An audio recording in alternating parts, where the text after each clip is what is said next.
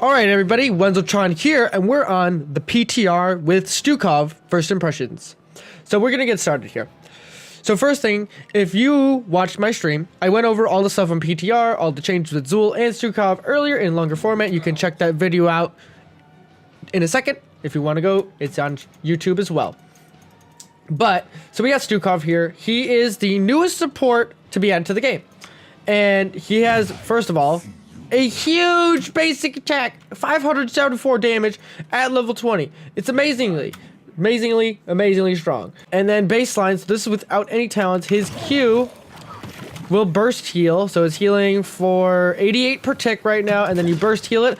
Baseline 1,644. That's a lot of damage, or a lot of healing. So then if you do the pustule here, so that does only like 248, so nothing crazy there. But let me go take some damage for you guys and just show you how crazy his healing is. Also, he's kind of tanky. I have almost 4k health here at 20.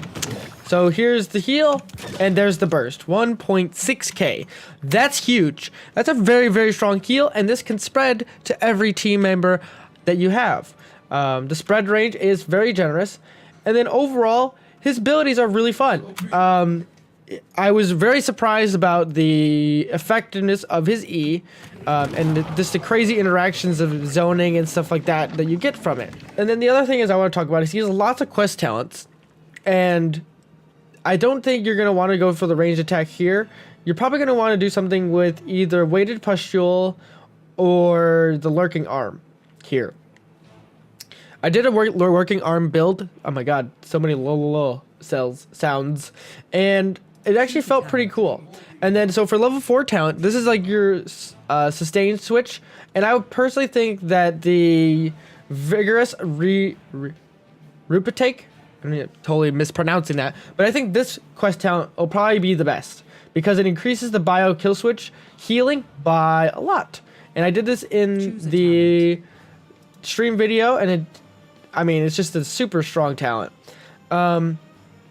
Personally, I think that at level 7, the within reach seems really nice because you saw the base range here, and now this is the new range.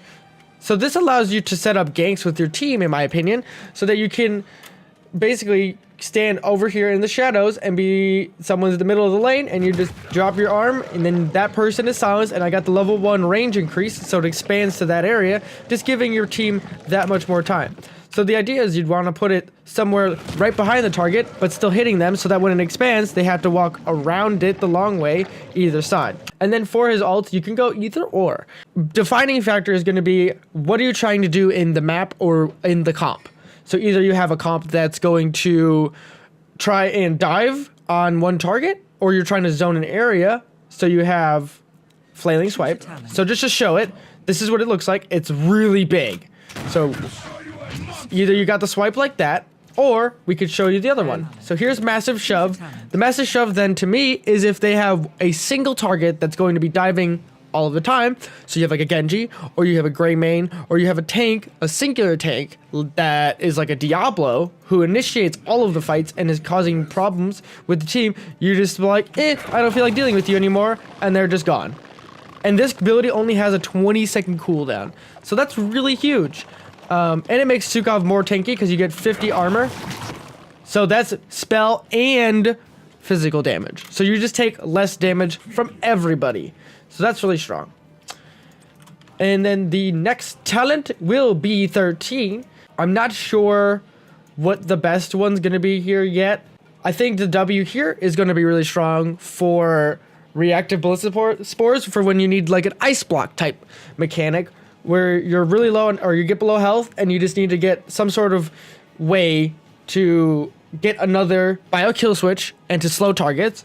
Or I think persisting spines might be, like, I don't know which one is going to be the best. I feel like this is probably going to be go-to, and then if you're a skilled player, you're going to do violent reaction, detonating a weighted pustule on an enemy who is in lurking arm, roots them for 2 seconds. So the idea would be you do this combo where you W and then E and then blow your kill switch so that roots them. So this is his 16 tier. This is very, very strong.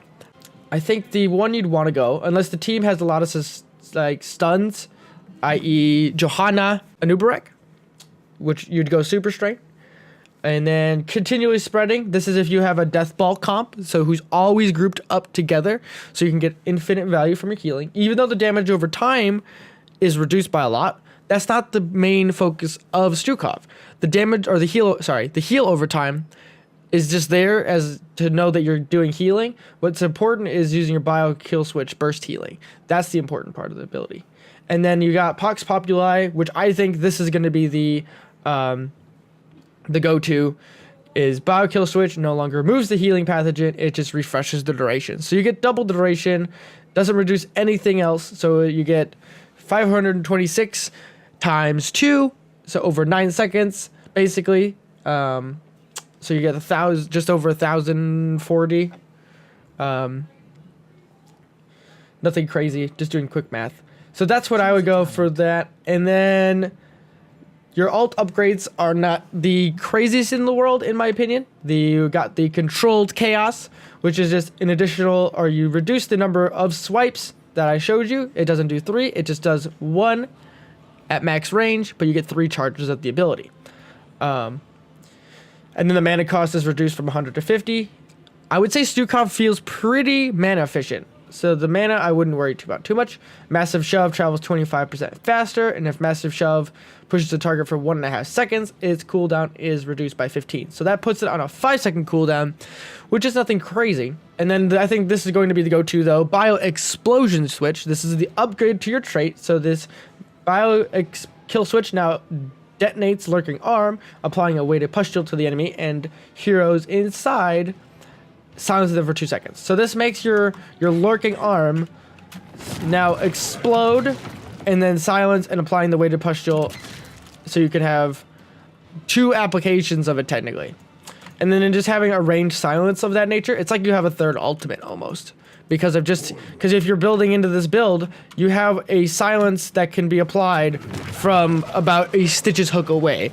And then it expands too. So you put it on, you're about to start a fight or you're going to be on a shrine or something, and you have this Lurking Arm that just comes out of nowhere, and then you just blow it up, and then the entire 4-man silence initiates a fight. Right there, 2 seconds, and then your tank goes in, and then this is only an 8-second cooldown. So then you have the ability to reposition, put all your healing on your allies, and then you can continue to fight from there. It gives you the ability to engage a fight rather than having to go into melee range to do something. All right, guys, this is going to do it for today's video with Stukov first impressions as he finishes up with his dance there. I really like the design of this support hero. I don't know about the damage on his melee attack. It is very, very strong, but it's slow. So I understand it from a lore perspective. If you got one giant massive arm, you'd expect it to do a huge amount of damage. But it might need to be nerfed just because it's a little strong. And then finally, I just really like the character in general. He's all about area control. He's all about burst healing. And it supports a very proactive play style. And I hope you enjoyed this video. So I will see you all next time.